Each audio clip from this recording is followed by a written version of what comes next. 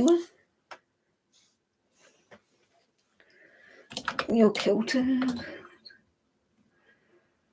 I hope that's working. Is it working? Oh, I don't know. Right. Hi, everyone, and welcome to Unbridled Chaos. So, you can see my desk is a major mess. I'm in the middle of a bit of chaos. So, as you know, I'm learning how to run a small business. Sounds exciting, doesn't it? But I'm learning it probably the harder way. And I tried Etsy, and Etsy has not really done anything for me. Now, I did wonder, was it my products? And I had a lot of self-doubt, and it really actually did hurt mentally to look at my Etsy shop and think to myself, am I not very good? My work clearly doesn't sell. I'm no good. And put myself down, and it didn't do me any good. So a couple of years ago, went and saw an opportunity at my local post office. They wanted local sellers, but not all local stuff. So basically, where I live in Dorset, there's cliche and niche areas. Some places will only take you if you're doing seascapes, landscapes, or something to do with Dorset. So it's a very oversaturated and actually slightly boring area. There's nothing new, fresh, exciting kind of stuff. It's all roughly the same thing. Now, the problem is with landscapes and seascapes, nowadays everyone's got a mobile phone. Even everyone and their granny has got a mobile phone. It's not like years ago when phones weren't affordable, cameras weren't affordable. That's having a big impact. Now, yes, some people still want to buy a postcard, but postcards are not as popular. And some people might want a piece of art of a pretty boat over their couch, that sort of thing. But most people, when they say go up to the beautiful Portland Bill, and good luck with the parking on that and enjoy the payment because it's jolly expensive now. When you go up there, you take a photo. Are you really going to buy a piece of artwork that shows that exact same image? It's that problem. And on top of that, I do not do landscapes. I do not do seascapes. I've tried them and I struggle. I haven't enjoyed it. And to me, art's about enjoying it. If I don't enjoy it, I ain't going to do it. It's that simple. But don't get me wrong, I will push the boat out on certain things. So, went to the post office, and the lovely lady there who's doing this whole thing basically off her own back. I got invited in, got to show my work, and got a place. And I was major happy. And I've never sold in a shop really before. I've done little bits, teeny weeny bits. Given a shop some of my cards, agreed a price, and then they've sold them. But even then, it didn't go quite to plan. So this has been like my first big opportunity to sell in a physical shop, in a gift shop. Holy moly, it's going well. Actually, that's the problem. This is so silly. I'm not sure if I can keep up because I work full time, and that's 37.5 hours plus.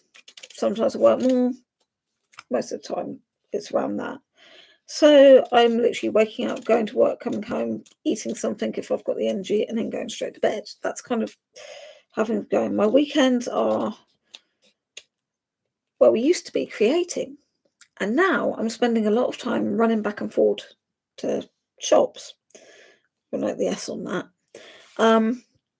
So I have to be very, very careful. And before, when this all started, I took it as a game. I took it as a hobby. It's a bit of fun. It doesn't matter if it don't sell, It's in the shop. It's being seen. That's the good part. It's getting more serious, and I didn't expect it quite to go as well as it has been going. So I can't, because of my work, go in every day because I work outside of 9 till 5. I work like either side of 9 till 5. So it's not like I can leave work, run around to the shops and check out the stock that's sold, make a list and replenish it there and then. And I'm not linked into their till system, so I don't know what's sold. And that leads me to a weeny glitch, which I've got a workaround for. And that's, I have people go in there and I say, oh, you sold a coaster. Hey, I was in the shop and I noticed you sold a bag. And that's really helping me. Because suddenly in my head, I'm like, right, when I go in next time, I've got to take bags in. But I can't rely on everybody who's just popping into the shop to quickly go and take a peek, put my stuff. That's not fair.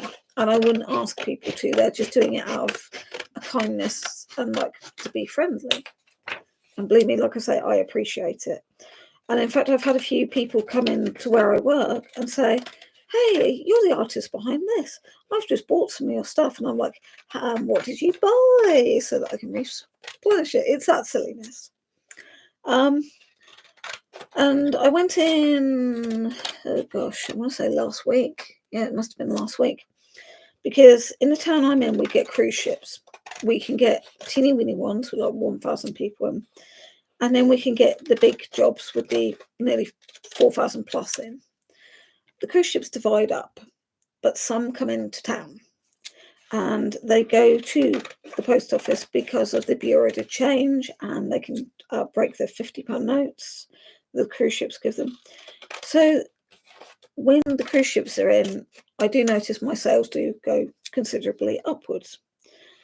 But because I can't see those sales, I'm having to like take loads and loads of stock into town and hope that I've got the right stock with me. I even dragged my family along, literally get the whole family involved, carrying bags into town just to find out I maybe sold one card. It's that funny. So I've now got a better system where, because it's not linked, as I say, none of my work in this one is linked to a till system. So I literally am going in and I'm doing this where I'm writing the month, what I physically restocked and what I need to restock. And it's just like doing that. So I've got a whole book. It started off lovely and neat. I mean, beautiful and neat. And then it's kind of gone because I've been struggling to keep up. And this is really exciting for me. I mean, it's kind of annoying as well because I feel like I'm missing out on sales. But this is the way it's going. So the hilarious thing is the other end of the scale is the new shop that I've been with now for 3 weeks. I think it's 3 weeks. It's around 3 weeks. This is a brand new shop, opened up over in the big town Dorchester, so the big market town. It's in one of their points in a place called Antelope Walk, which is a really cool historic-y walk area. It's got archways. You can see the original like brickwork. There's if you go to Dorchester, see if you can find a Roman wall. There's loads of hidden architecture in there, and it's a great bit of building spotting as well. And I've started a new shop. Now the new shop is a completely different run. I've had to link into a till system. I have to produce my own barcodes. I have to do my own UPCs and SKUs. And everything that goes through the till physically calculates onto a inventory and payment sheet. And I can access that on my phone. So I don't get notifications, which is probably a good thing in all honesty. I've not made many sales through the shop, but I've only got a weenie shelf. Hopefully we can sort something out soon about this. But it's so different because instead of thinking to myself, should I take 60 of those in? Should I take 20 of those in? I can look on this system and it says, you sold 4 bookmarks. You sold 2 coasters. You sold a mouse mat. Now, I've not gone into too much detail in my inventory because I'm limited to 50 slots, which I could fill quite easily if I put like 50 sitting fox mugs, 50 sitting fox cards, 50. I mean, I've got over 28 designs of card alone. And then you're looking at that on mugs and all sorts. So I've tried to keep it as simple as possible. But it does mean that I don't actually know what exactly, like the design has sold in the shop. But I know the item sold, which is actually going quite well. I think I've sold over 10 items so far. Small items, don't get me wrong, they're all small, but every sale counts. So it is quite weird having two completely different ways of basically selling in a shop. Both ways are working for me in their own way.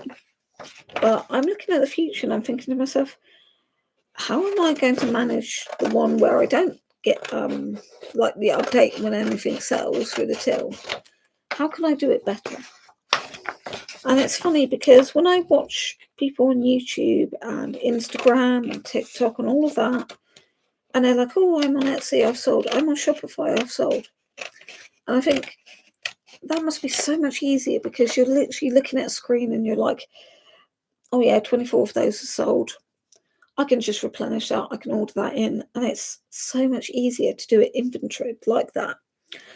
But I've got the problem where because I'm not a official small business, I'm not registered as a small business because I'm not making the amount that's needed per year to register as a small business. I can't do that. I haven't got access to that because Shopify is quite strict with like parts of that site. So instead of doing what everybody else has done, go on Etsy, make like your first 1,000 on Etsy, then go over into Shopify, get all the inventory log and do it all that way. I've done it the complete backwards. I've started with shops first. And I'll be honest, I think it works pretty well. I'm selling in shops, and that's perfect. I'm selling to people who are coming from other countries. I'm not having to pay P&P, which is a godsend, which means that without having to pay P&P, I just add on a tiny, tiny, tiny, weeny, weeny bit for petrol. And I can actually keep the costs much lower and still make back the actual cost of making the item and like the ordering of the item and things like that. I've been buying things while they're on sale in bulk, which has worked really, really well.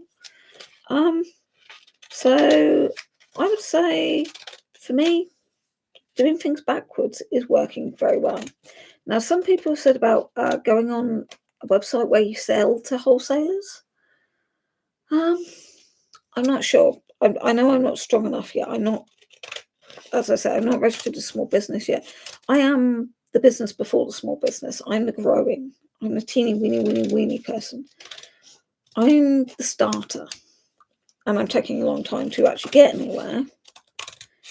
But I'm doing it at my pace. The dream is basically to be able to drop one day at work. And I only want to drop one day. Maybe if it was really, really going well, then maybe drop 2 days. The reason is because there are things at work that I need. A pension, sick pay, holiday pay, security of having a wage coming in.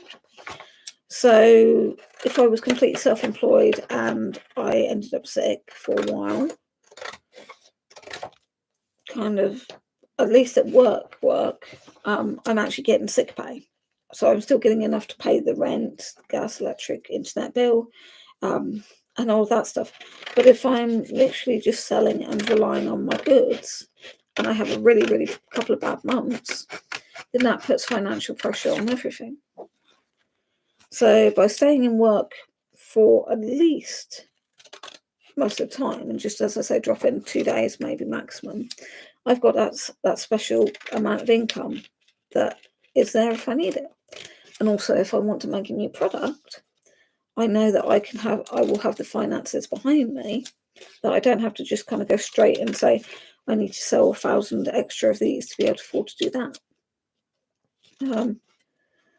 So all of this mess on my desk is to do with product restock. I'm trying to get organised, but I've just literally come off of a long shift, so my brain's not quite functioning. I've had lunch, and then I realised if I'm going into town tomorrow, I've got to have the stuff ready. Oh, sticky. So this is all part of the work I have to do, is chop up all of these. I'm not going to use all of them, but I'll chop them up, put them into little baggies, and then I've got them on the side. So today I'm concentrating on getting the post office sorted.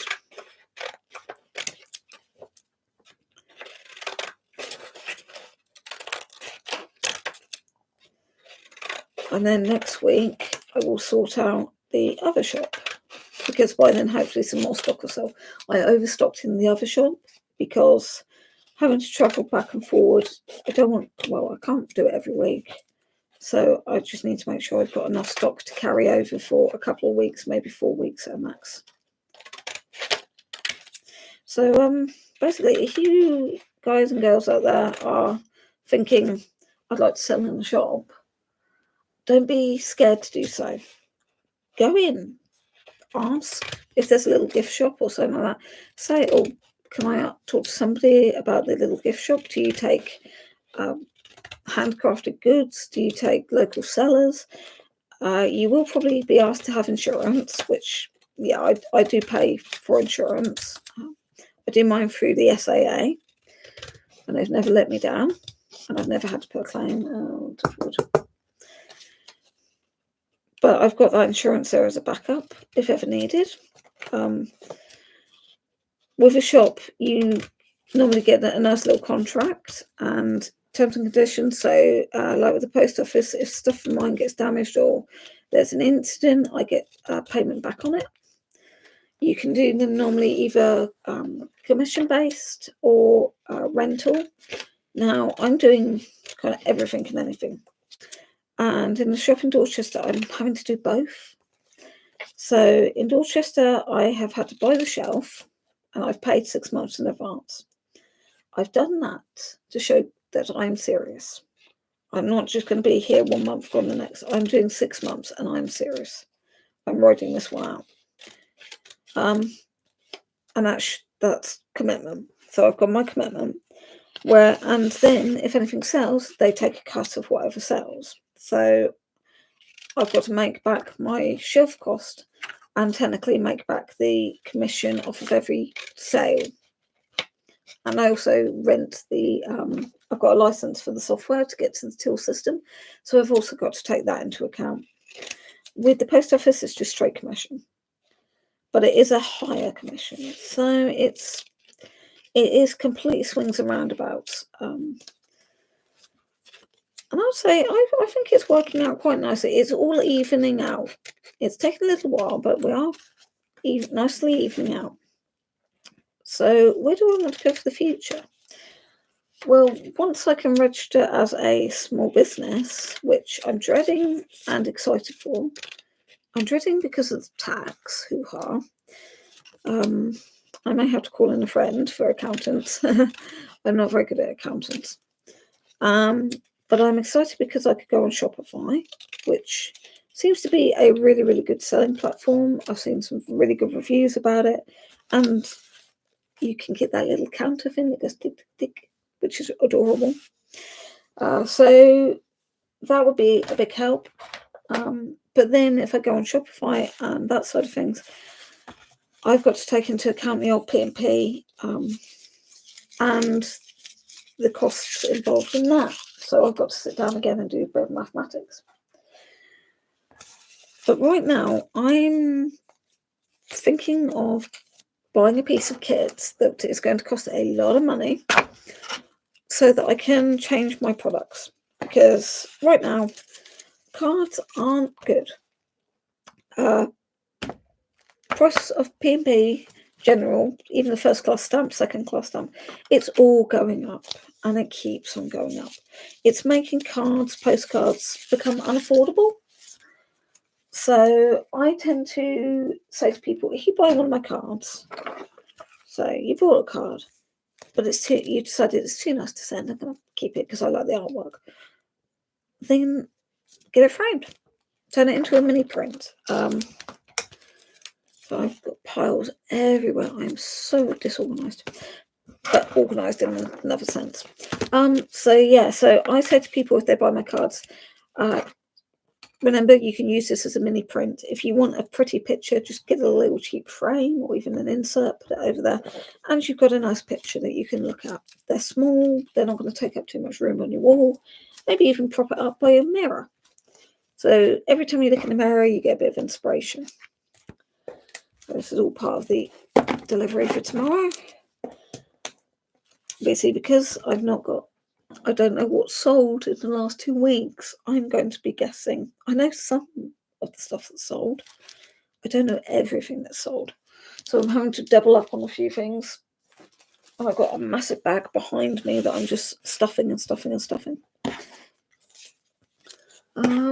Well, we have done those.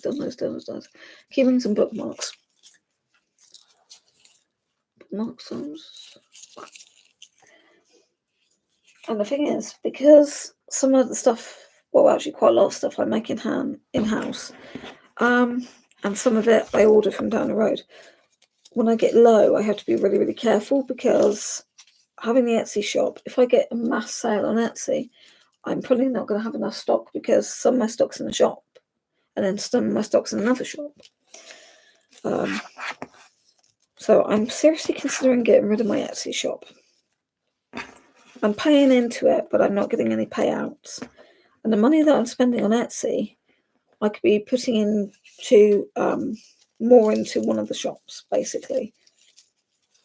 Which sounds really crazy, but they are offering services like on Facebook Reels and things like that, where you can showcase. So I could be investing better, I think. Like I say, if you're doing your own creative things, as long as your work that you're producing is legal, safe, and okay, go for a shop. Some items, of course, you have to run past trading standards. Bear me 2 seconds. Where's my box? Oh, I'm not going to get that out. Let's go 1, 2, 3, 4,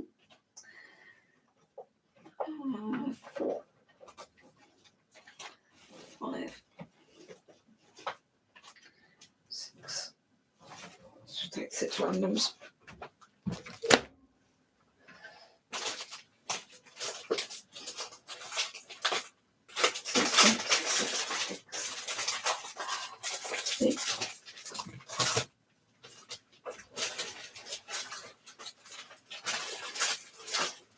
Is it?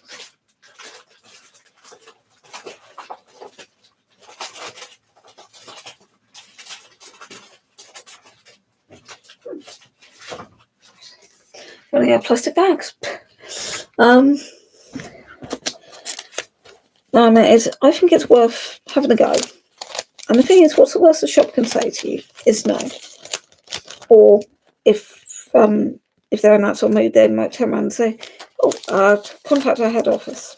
That's fine. Just make sure you get the contact details and send an email and say you're local, you'd like to help encourage people into the business, and put it positive. Don't do it too kind of, it's all about me. I'm saying, well, I'm a local artist, I'm a local creator, these are the products I make. I'd love to help your company grow and encourage people into it, because that's what you're doing. At the end of the day, you're not only selling for yourself, you're representing the company that you're selling for.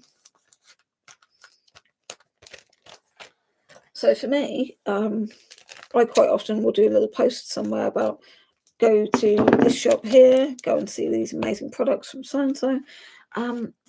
it might not even be my products on my advertising.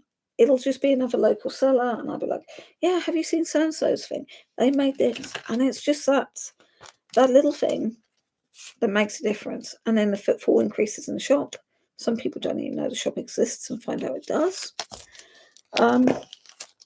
So it all plays in your favour.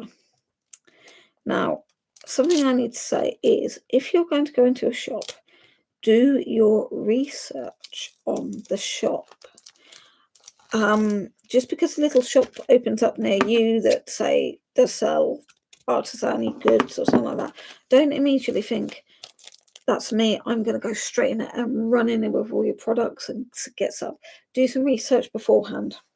And there's quite a serious reason I say this. Not all businesses run the same. Not all sellers run the same. If you're not sharp enough, you can get diddled. Now, you wouldn't think it possible nowadays to get diddled, but you can. Give me 2 seconds. I need more baggies and I can't. Why is it? I have an organised desk and then I swear I've got gnomes or something that mess my desk up. Desk gnomes. I can't try to write a errand for it. Where the heck is that one now? You know what it was? No, you're not. Oh my god. Yeah, I got desk gnomes. I rather have desk mice, but that ain't gonna happen. Right, I think this is the right size. I'm using, basically I found loads of old plastic wallets from when I used to do crafting. Yeah, that'll do. Using them up, using old stock, recycling. I have no idea what size this is. Nah, it'll do. So when I say be careful where you sell, so I've heard a few horror stories about people who have gone into shops and everything seemed absolutely fine. They've been selling fine. It's all been absolutely hunky-dory.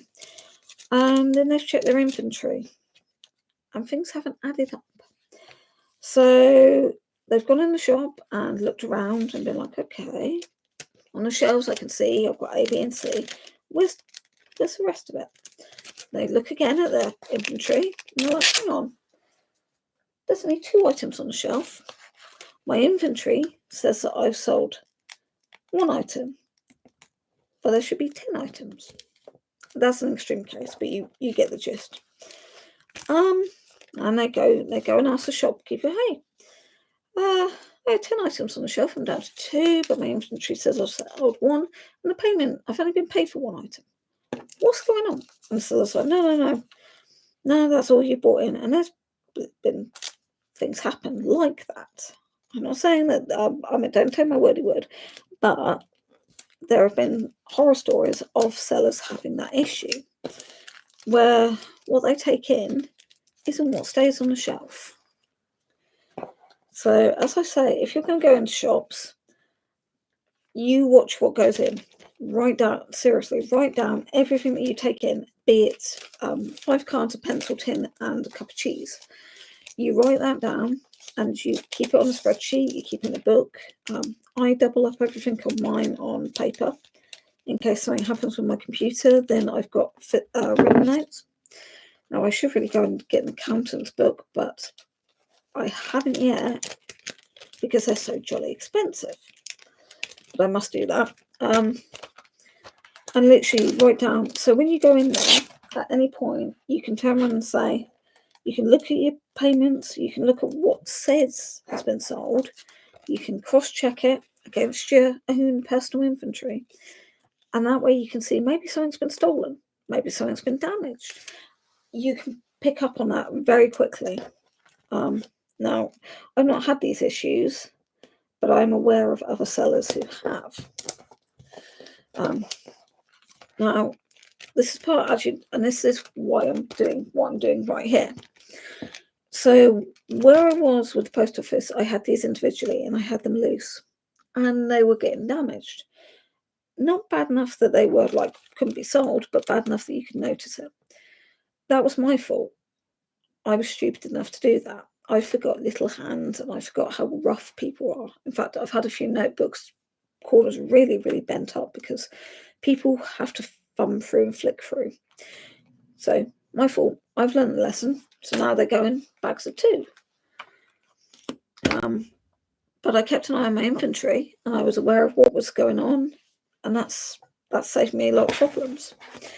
So, like I say, even your local charity shops, some charity shops will take items to sell for the charity. Now, it can go more than one way if you're selling in charity shops. Sometimes they will want basically 100% and the item, and they'll give you a thank you. Others will be like 60-40. They take 60, you get 40, and your product is in their shop. Others will be a bit more, others will be a bit less. That's where just going in and asking never hurt anyone. And that's why I encourage you, go in, ask, find out. So if you're having trouble on Etsy, if nothing's selling, if you're feeling down, it's not your products. It is the algorithms on Etsy right now. It's too oversaturated. There's too much, what do you call it? Drop shipping. There's major drop shipping. I did say shipping. I said shipping. Honest. Yeah, I said shipping. P. And then there's a hoo-ha going on with Temu. Right, I just need to grab some more bookmarks. This one's a good one. You'll like this. Whoop. Right, I need another 6. Go 6. Whoop. Come out. Yeah. 1. 2. Seriously, stop writing on me. 3.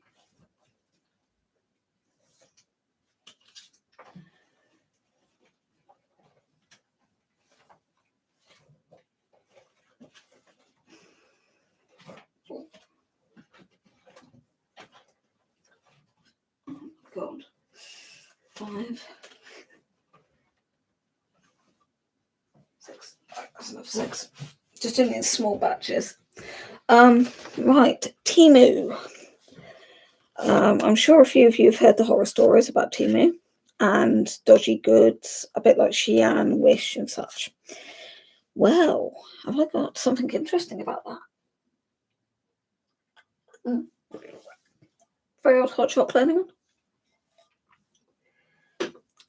Temu are having people buying artisan goods from them and selling in shops.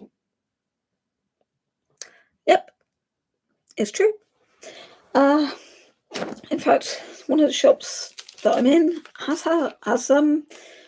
seen this problem and has alerted everyone basically to it because nobody could quite believe it.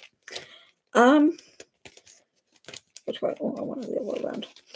So yeah, people are basically going on Temu, buying AI stuff, general stuff in bulk, so getting it quite nice and cheap, paying next to nothing for it, taking it to art shows, art shops, and selling it for a pretty penny. And they're claiming to be the artisan behind it. Now, how deceptive and nasty and bad is that? Seriously. And that is, again, having an impact on the genuine sellers. So the people who are actually, working their little sockies off, the people who are making the goods are all being affected by this because it's meaning the market is oversaturated. And so the real sellers aren't selling anything because there's 1,000,001 copies of it. And this is what Etsy is right now. Etsy is drop shopping AI and bulk bought stuff, mass produced stuff. There's no artisanness in Etsy really anymore. It's very, very hard to find. And that's why I think they've brought out that ad where there's kind of, oh, here's so-and-so, they make this. You're a real person, aren't you? Because they know they've lost faith in all of their customers due to the fact that everyone's onto it. Everyone's onto the fact that it's AI drop shipping, God knows what. And that's why nobody is really doing well on Etsy.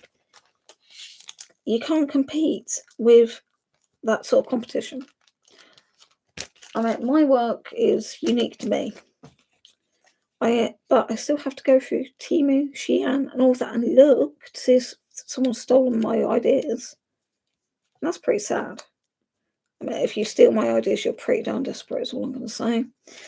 And they will come after you with a pitchfork. Well, okay, maybe not a pitchfork. You can have Montezuma's Curse. That's a good one. Yeah. And if you don't know what Montezuma's Curse is, have a look it up. It's a good one. And I think it's quite fitting. So tomorrow, I've got to be up early. I've got to have all my stuff in the bag ready to go. Run into town. Lots of baggies. Probably an entourage following with more baggies. And restock. And then run all the way back. But because of this market oversaturation, because of the problem with P&P costs going through the roof, because of the issue with AI imagery, it's honestly getting very hard to create and sell. Now, yes, there's successful stories everywhere. But when you're at the bottom of the food chain, like I am, it is very hard to see those success stories when you're not seeing the success yourself. And that's why I'm saying to anyone who's in the same boat, where you're literally, you're starting out, you've watched all the vlogs, you've watched all the videos, you're following all the trendsetters, and you're like, I'm going to be like them. I'm going to grow my channel. Don't run before you can walk. Don't expect it to go overnight. Be realistic. Set yourself realistic goals.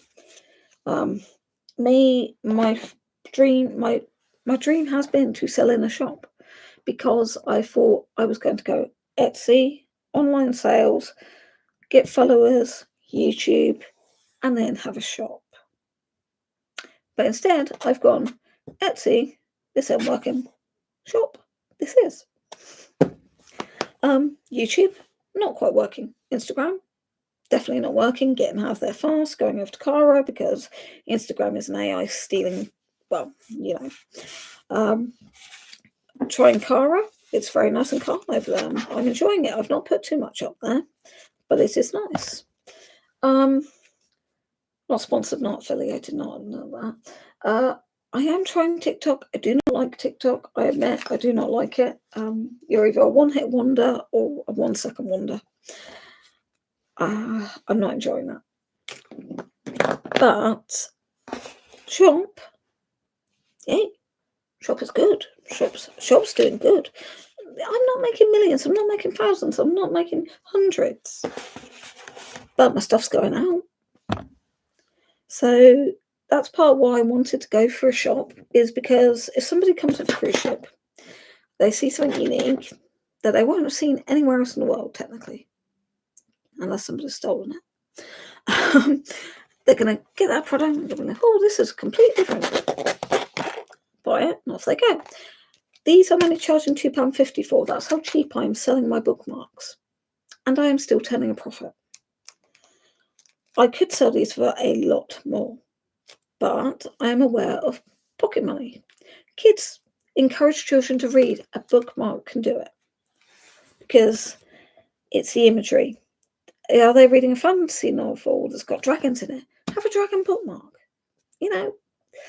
But I do my stuff at affordable prices so that it does sell, which I get told off about because apparently I sell too cheap.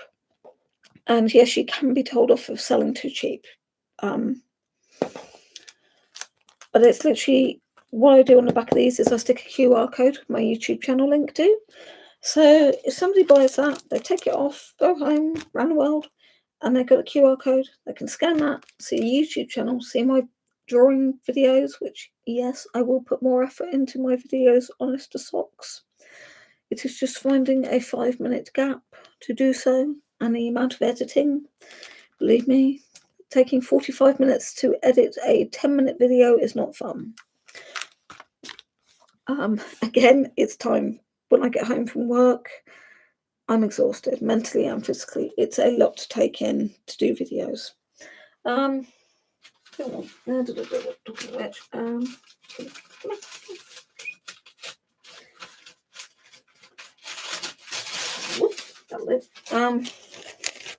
I'll do a really quick sketch here just to break the ice. Did I just rip? I did. Oh well, but I rely on the shop more because it's getting my artwork out there. I'm not bothered so much about it making money. What I want is the artwork to travel. Some of it I know goes up north, some of it goes down south, some of it goes over the pond. And that's brilliant because then with that QR code on the back, that drives traffic to my YouTube channel. And I use my YouTube channel as a hub. And then I can pull things from there. So right now I've got, I think, a link to my Etsy shop. It doesn't really do anything. So I'm probably going to have to change all of that information on my YouTube videos. But I do need a shop somewhere. So I've got physical shops. One of the physical shops I'm with right now has just started launching a website. So I can integrate that. So people can not only then buy my products online, but if they're in the country, they can buy it in the shop. Yep, random drawing time. Which is absolutely brilliant. I used to sell my prints in the place that I work, and we did it like 40% to charity. I didn't mind, because again, I covered my costs. I need to invest and see if I can do that again, because that was a good one. Could have changed this into something a bit more exciting, shouldn't I?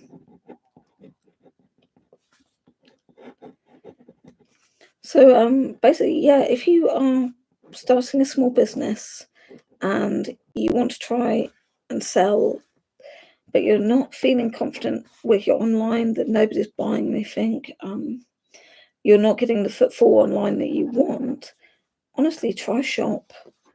Just go to your local post office, go to your local charity shop, go down the road to the local cafe or hair salon. Hair salons are quite good. And say you're a local creative, local artist and crafter. Would they be interested in helping you sell some goods? But would they like you to sell at their place and represent them? And like I said, the worst thing they can say is no.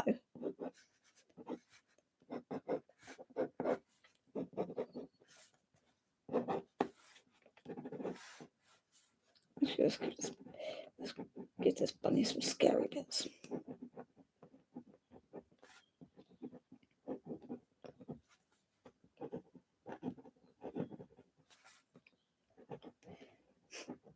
I mustn't get drawing too much, otherwise I will be here all week just drawing. It's a spiny bunny.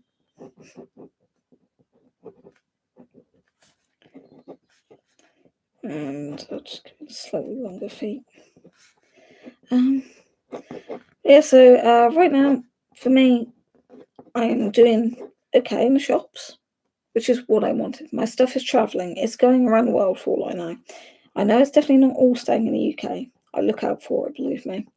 Especially my bags. I really do look out for anyone walking down the high street with my bag so I can go over and say, thank you.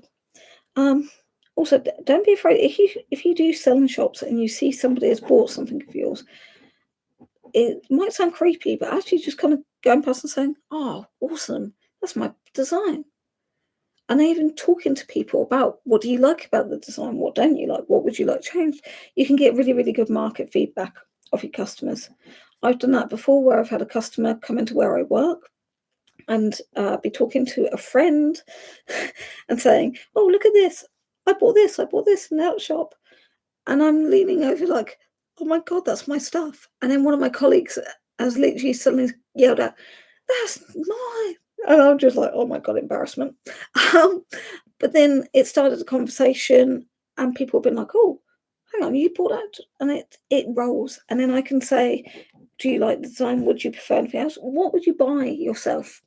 And it's a really, really good way of getting market feedback. It can be a little embarrassing because you kind of feel like a superstar. But it's nice if you can deal with talking to people in public and representing yourself honestly, humbly, and truthfully, then you'll get along fine.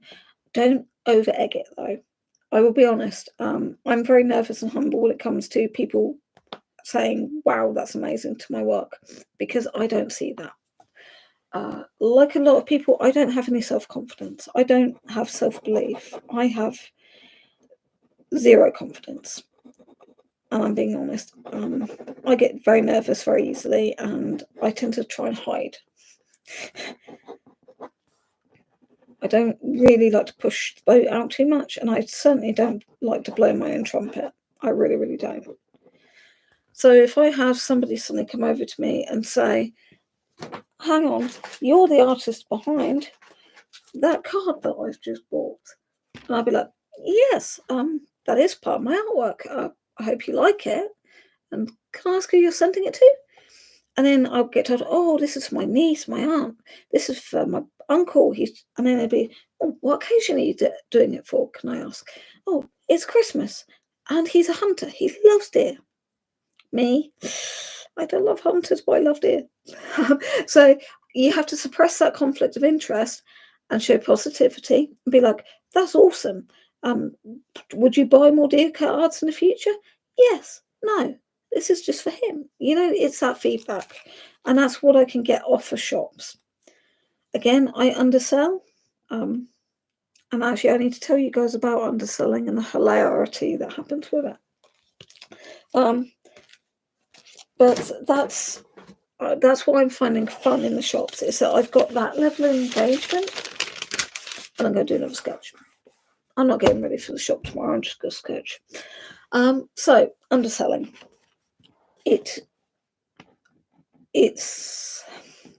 is a tricky one, because if, like me, you simply want to move products, get your name out there, get recognised, then marking your prices lower so that it's affordable for all wallets is a good idea, right? Yeah. Because everyone can afford it. More people are going to buy it. It's going to sell through. You might still be able to make a profit. I can. It's a small profit, but it's still a profit. And the money made from those sales goes straight back into making the next product item. I've done shows where I've been happily selling cards for, say, £1 each. And yes, I did, because I needed to shift stock. I had too much stock. I needed to clear it, get rid of it. And I had a seller come over and literally say, up your prices. The rest of us are selling that product for this much. And I was like, no, this is my product, my design, my price. Turned out we were all using the same print company. Same chap from down the road. So there's me selling cards at £1. I'd paid about 65 pence to have them made. So I'm still making 40 odd pence profit, right? They were selling theirs for £4.50. And they were buying in higher bulk. So these people could buy, whereas I could only buy 35 at a time, maybe at 50 absolute maximum. They were buying in the hundreds. So their card prices were probably only 35 pence, 45 pence, if that, possibly lower. And they're selling at £4.50. It was a silly situation, because I simply wanted to get rid of stock. I wanted people to see my artwork, to refer back to it, and then to follow, to come back, and that sort of thing, and to possibly buy more. And it was not pleasant to kind of be told up my prices, especially when I had customers listening in. And I suppose the funny thing was, people did tend to come to me first, and then they'd go off to the other people, then they'd come back, and I was making sales pretty well, and I was doing bulk deals, so kind of 12 for £10 because I needed to clear the stock. So there's never any harm in that. But it's just something to be really, really hyper aware of if you're at a show. If you can find out prices of your competitors, do it beforehand. Some shows you can, when they list out who's going to the show, you can look them up and see like their price guides. You can do that, and it can be a game changer at a show because you can make sure you're just in the right price group. You can also, if you get a chance to see the sellers of a show, you can see what they're selling, how much they charge, what kind of quantities they are, and what deals they're doing. Now, a lot of people at shows do show price deals. And that's something also to be aware of. But it's little things like that make the difference. I've not done shows for a while because I'm just fed up with I got a lot of criticism at shows. Horrid comments, like, oh, my daughter can do better than that. It's like, great, well, go ask, what are you doing here? Go get your daughter to do it for you anyway. And the cost of doing shows, unless you're really, really guaranteed that you can make the money back pretty much in the first day, it's very disheartening, mentally taxing. So again, that's where having a shop has been really handy. Now, I don't sell a thing every day. I look on the system and I'm like, I didn't sell anything today. Hopefully I'll sell something tomorrow. The next day, oh, bother, I didn't sell anything today. I'm getting fed up with this, not enjoying this. And then suddenly, bing, hey, I sold something. And back comes the positivity. It's keeping positive. You've got to stay positive no matter what. No matter if you've had 2 weeks of nothing selling, it will sell. It's just having the right market, having the right customer. And also keep an eye on events. Is there a local event going on that you can tag into? So like Dorset right now is all sunflowers because of a place that's growing sunflowers. Not the best sunflower show that I've seen. I went there this week, a bit disappointed. Didn't even get my sunflower heads. And I always normally get them, but no, not this year. So everything's like sunflower themed. There's paintings all in the towns. There's products all themed in sunflowers. So I got onto that. I've got my sunflower cards. I've got the coasters, that sort of thing. Mugs. And a few of them are sold. Brilliant. And it's a helpful boost. So I can theme my shop depending on what the current theme is, especially if you're in a small town and they've got different celebrations. Just trying to think of some.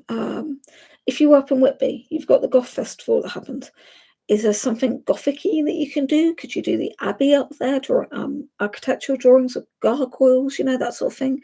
There's, like I say, in Dorset, we have the Sunflower Festival. You've got all sorts of events. I cannot think of any. If you're near to Monkey World, could you do something Monkey World related? A lemur and a Santa's hat. A couple of squirrel monkeys dressed up as Easter bunnies. You can theme things.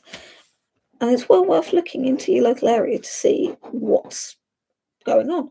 Is there a Victorian week? Down in Dorset, we have a steampunk event. Victorian steampunk kind of thing.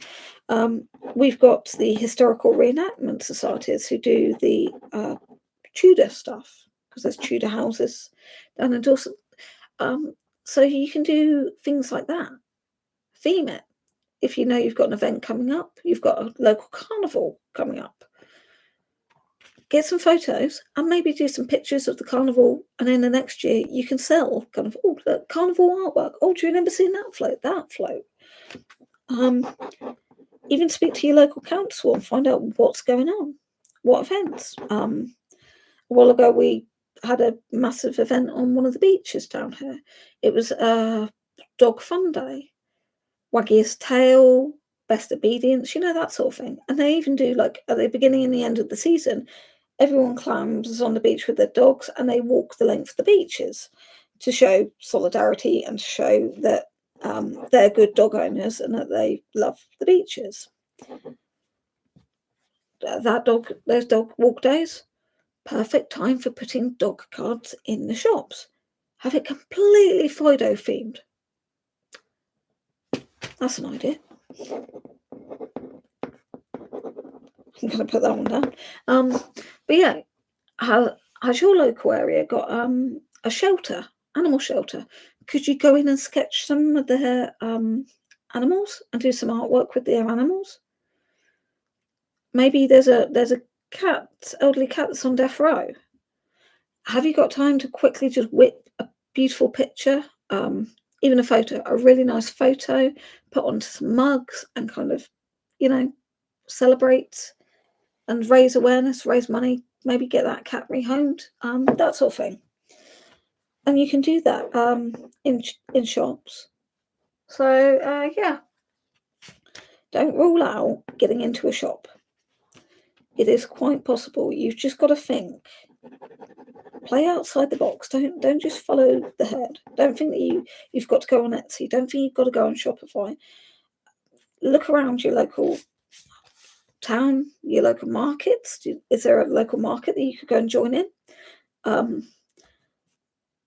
Some markets are different. There's markets, there's craft fairs, there's craft shows. Street markets can be quite different to Christmas fairs and things like that, because you've got bread sellers, fruit sellers, woodworkers quite often going on those. Olives, tapas sellers, that sort of thing. So could you find a niche in there and be a one-off kind of seller on that sort of thing? But yeah, don't rely on the internet. And remember, if you say bought a stall, have a place in a shop, there's no P&P.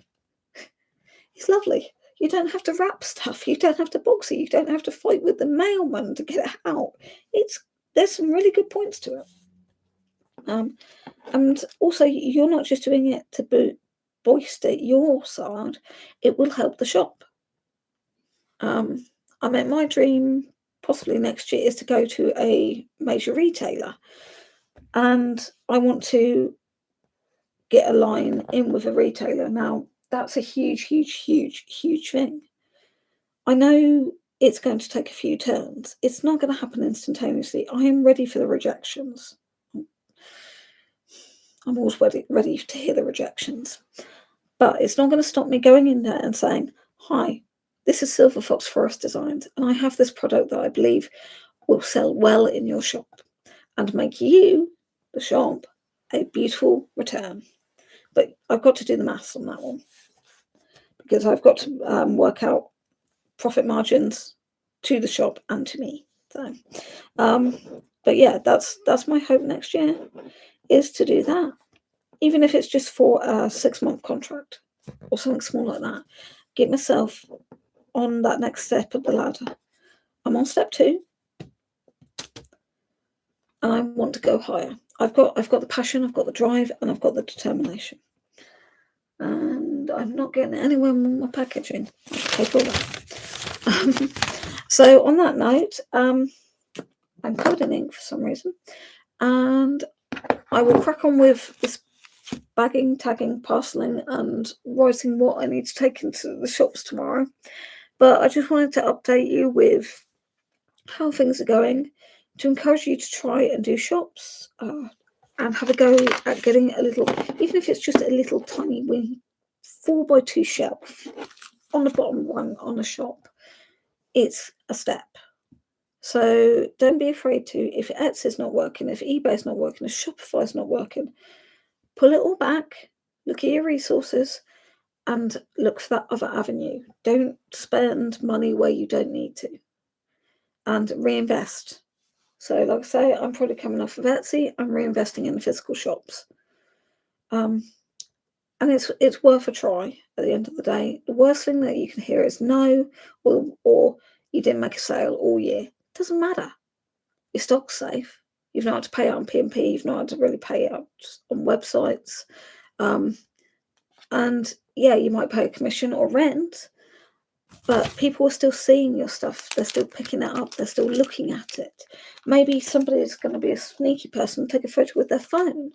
Maybe somebody sees your business card and is like, oh, business card, I'll take a business card. You see? And then that comes back to you. So yeah, don't think that you can't ever sell in the shop. Have a go. Seriously. Because you never know where you're going to end up next. And on that note, I'm off. So have a lovely evening, everyone. Take care and keep being awesome creative peeps, because you are.